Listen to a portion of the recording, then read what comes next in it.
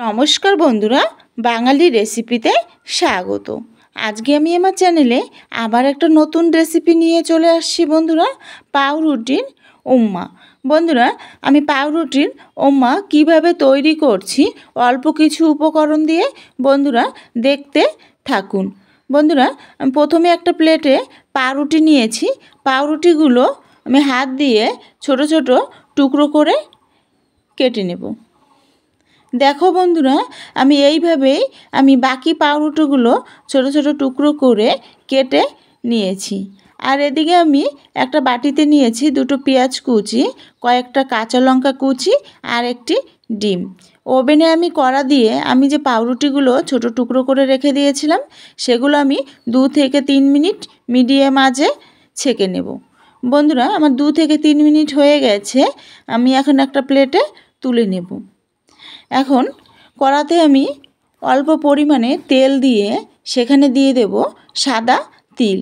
তিলটা 2 সেকেন্ডের মতো একটু ভেজে নিয়ে আমি যে পেঁয়াজটা কেটে রেখেছিলাম সেগুলো আমি দিয়ে দেব।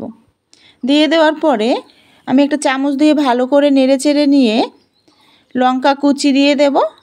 আর দিয়ে দেব আমি যে একটা ডিম রেখে দিয়েছিলাম সেটা আমি ফাটিয়ে দিয়ে দেব। বন্ধুরা, ডিমটা দিয়ে দেওয়ার পরে আমি ভালো করে চামচ দিয়ে নেড়ে চেড়ে ডিমটা ভেজে নেব। 2 থেকে 3 মিনিট আমি মিডিয়াম আঁচে ডিমটা একটু ভেজে নিয়ে এখানে দিয়ে দেব কিছু গুঁড়ো মশলা। প্রথমে দিয়ে দেব হলুদ গুঁড়ো, স্বাদ মতো নুন, 1 চামচ দিয়ে দেব লাল মরিচের গুঁড়ো, দিয়ে আমি ভালো করে ডিমের সঙ্গে মিশিয়ে নিয়ে নেব। বন্ধুরা, আমার মিশানো হয়ে গেছে। এখন আমি এখানে দিয়ে দেব বড় চামচের 1 চামচ সস। বন্ধুরা, আমি টমেটো সস দিয়ে দিয়েছি।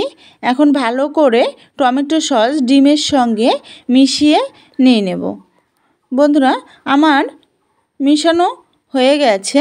এখন আমি এখানে দিয়ে দেব আমি যে ছেঁকে রেখে দিয়েছিলাম পাউরুটিগুলো, সেগুলো আমি দিয়ে দেব। পাউরুটিগুলো দিয়ে দেওয়ার পরে চামচ দিয়ে আমি ভালো করে মিশিয়ে নিয়ে নেব।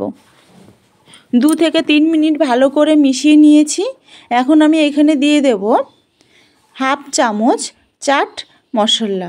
বন্ধুরা, চাট মশলা দিলে পাউরুটির উম্মা খেতে দারুণ লাগে। বন্ধুরা, আমার পাউরুটির উম্মা তৈরি হয়ে গেছে। এখন একটা প্লেটে তুলে নিয়েছি। আমার এই রেসিপিটি যদি ভালো লেগে থাকে তাহলে অবশ্যই একটি লাইক, কমেন্ট আর শেয়ার করে দেবেন, আর চ্যানেলটি সাবস্ক্রাইব করে দেবেন। আর বন্ধুরা, যদি ফেসবুক পেজ থেকে দেখে থাকো তাহলে চ্যানেলটি ফলো করে দেবেন। আবার দেখা হবে অন্য কোনো রেসিপির সঙ্গে। ধন্যবাদ।